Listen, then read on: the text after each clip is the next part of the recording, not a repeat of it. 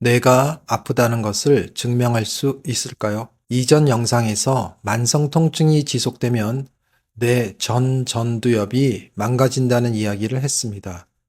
그렇다면 내가 아프다는 걸 증명할 수 있을까요? 두 가지 방법이 존재합니다. fMRI 검사와 뇌파 검사. fMRI, Functional MRI, 기능적 자기공명 영상법입니다. MRI는 카메라와 같이 정지 영상을 얻으며 fMRI는 동영상 촬영이라고 생각하면 된다. fMRI는 머리를 스캔하면서 빨리 반복해서 여러 번 찍어서 변화를 계산한다. 원리는 이러합니다. 활성화되고 일하고 있는 뇌는 더 많은 산소를 사용, 혈액량이 증가됩니다. fMRI에서는 뇌가 흥분된 부분, 즉 혈액량이 증가된 부위에 이렇게 색깔이 입혀집니다. 예를 들면 손가락 운동을 하면 뇌의 손가락 운동 담당 영역이 산소를 더 많이 사용하고 혈류가 증가합니다. 그런데 이 검사를 근처 병원에 물어보면 가능한 곳이 별로 없습니다. 아직까지는 fMRI 기능적 자기공명 영상법은 연구 목적으로만 하고 있습니다. 현실적인 검사 방법은 뇌파 검사입니다. 심전도 검사는 다들 아실 겁니다. 심전도처럼 뇌 기능을 검사하는 겁니다.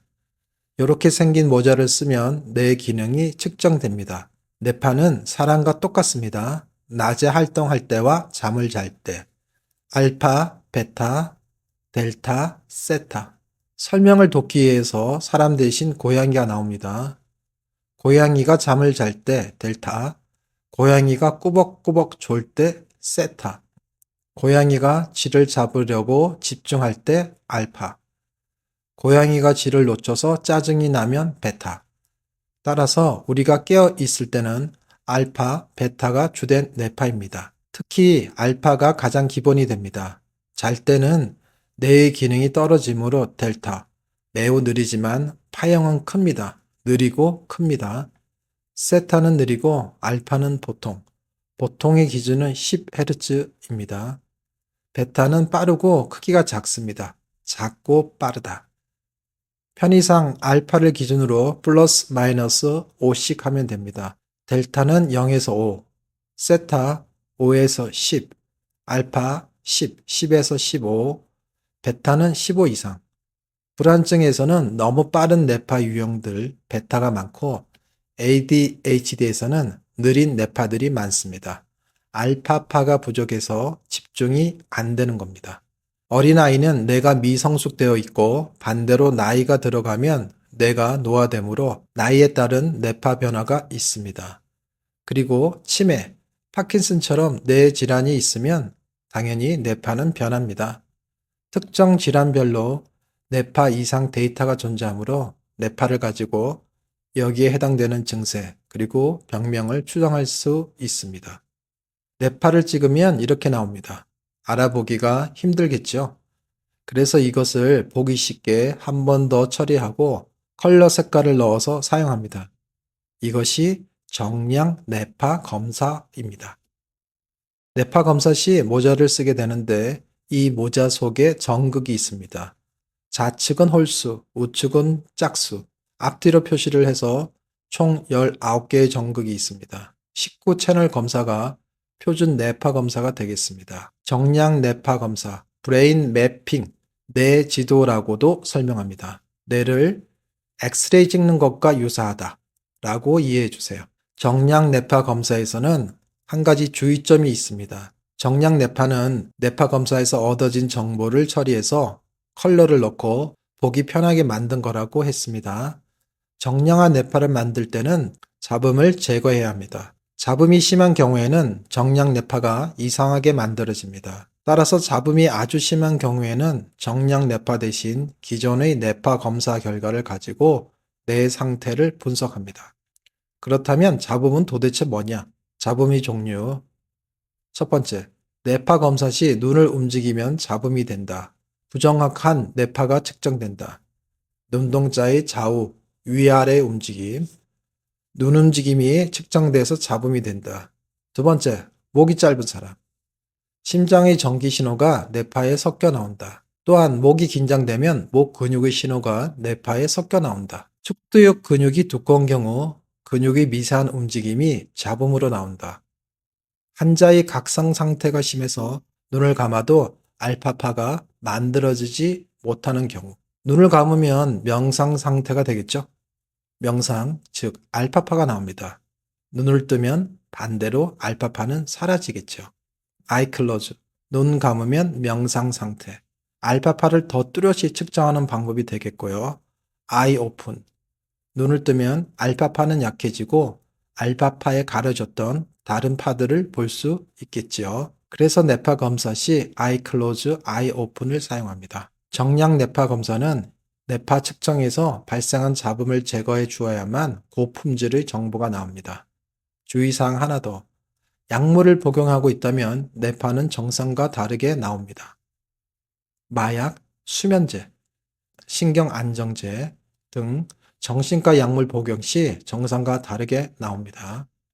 정량 뇌파 검사 자료를 보겠습니다. 정량 뇌파는 델타, 세타, 알파, 베타 네 가지를 분석합니다. 초록색을 기준으로 파랑은 뇌파의 기능 저하, 빨간색은 과도한 뇌파, 뇌의 흥분입니다. 상대파워, 델타, 세타, 알파, 베타의 비율이 적절하게 섞여 있는지, 좌우의 연결 상태가 좋은지도 봅니다. 제가 주로 다루는 만성 통증을 볼게요. 만성 통증은 편하지 않고 짜증이 나 있는 상태라고 생각하면 됩니다. 짜증, 베타의 증가, 그리고 마음이 편한 상태, 명상이 없어지니까 알파 감소. 이상하게도 세타가 증가됩니다. 결론은 베타와 세타의 증가. 이상하지 않나요? 짜증이 나 있는 상태인데 꾸벅꾸벅 졸고 있다? 여기서 잠깐. 세타파의 의미입니다. 세타파는 가바와 연관됩니다. 가바는 통증 억제 물질, 누론틴, 가바펜틴입니다. 정상적인 상황에서는 세타가 높고 베타는 정상, 뇌 속 가바가 많으면 세타 부스트, 세타파가 많이 나옵니다. 지능지수가 높은 사람, 두뇌 창작이 뛰어난 예술가는 세타파가 높습니다. 비정상적인 상황, 세타만 높은 게 아니고 베타도 높습니다. 베타보다 더 흥분된 게 감마입니다. 세타와 베타가 높다, 가바가 낮다 라는 뜻입니다. 가바가 낮아도 세타파가 높아질 수 있습니다. 그런데 가바의 역할은 억제하는 역할, 감마파를 억제하는 역할입니다. 가바가 낮아지니까 감마파 억제가 안 돼서 감마파가 튀어나옵니다. 결과적으로 세타, 감마 둘 다 높습니다. 세타파가 충분해야 신경 전달 물질이 정상적으로 분비됩니다. 세타파, 즉 꾸벅꾸벅 조는 것이 상당히 중요하다고 말할 수 있습니다. 만성 통증 환자의 뇌파, 기본적으로 세타, 베타가 높다. 그러나 만성 통증에서 똑같은 뇌파를 보이지는 않는다. 질환별로 조금씩 차이는 있다. 편두통, 세타와 델타가 높다. 섬유근통, 세타와 베타가 높다. 베타보다 훨씬 더 흥분된 게 감마파입니다. 감마파까지 나온다. 역시 알파는 낮다.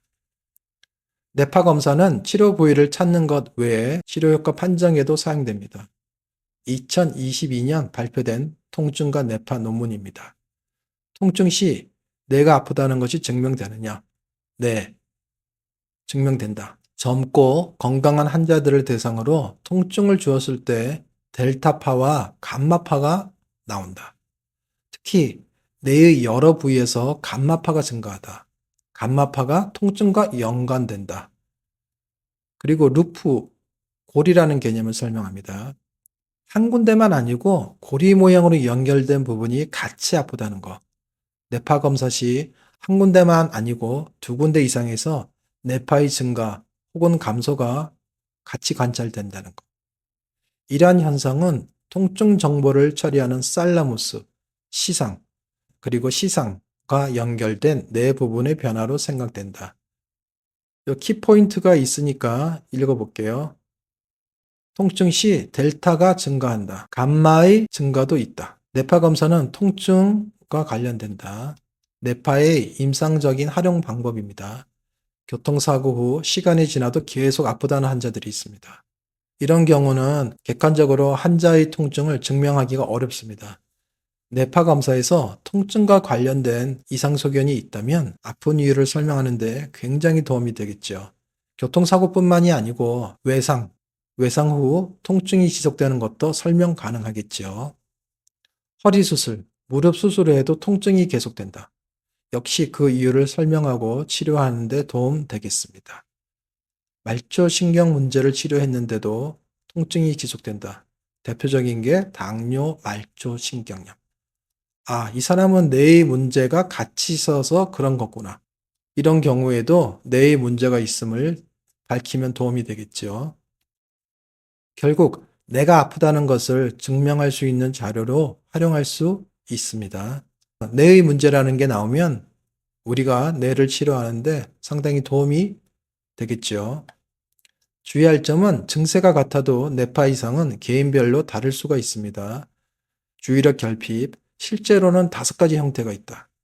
우울증, 2가지 형태가 존재한다. 불안증, 베타의 과다, 알파의 과다, 알파의 결핍. 따라서 질환별로 뇌파는 조금씩 다르고 동일 질병에서도 개인별로 뇌파는 다르다는 거 기억해 주세요. 뇌파 검사를 하는 흔한 경우들입니다. 두부외상, 우울증, 불안증, 만성 통증 환자들, 말초신경염, 무릎 통증, 어깨 통증, 섬유근통. 실제로는 뇌가 원인입니다. 그리고 번아웃, 뇌가 지친 거죠.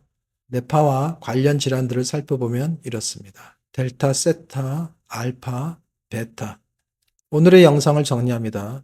뇌파 검사를 알아보기 쉽게 컬러 색깔을 입힌 게 정량 뇌파 검사이다. 정량 뇌파 검사는 알파, 베타, 세타, 델타파를 검사한다. 가장 기본이 되는 건 알파이다. 10Hz. 만성 통증에서는 뇌파의 변화가 있다. 개별 질환별로 각각 차이는 있지만 세타, 베타가 증가한다. 알파는 줄어든다. 세타파는 신경 전달 물질, 특히 가바와 연관된다. 가바가 줄어들면 세타파가 증가하고 감마파도 증가한다. 가바에 의한 감마파 억제 기능 상실 때문이다. 허리 MRI가 정상이라면 말초신경 검사, 말초신경 검사가 정상이라면 정량 뇌파 검사를 생각해보자. 우리가 일상에서 흔히 만나는 요통, 무릎 통증, 어깨 통증도 뇌와 관련이 있다는 것. 내가 아픈 부위와 뇌를 같이 치료해라. 이 2개를 같이 치료하는 것이 최근의 통증 치료입니다. 2개를 같이 치료해라. 그래야 통증이 좋아집니다. 다음 영상은 비수술적 통증 치료 방법들입니다.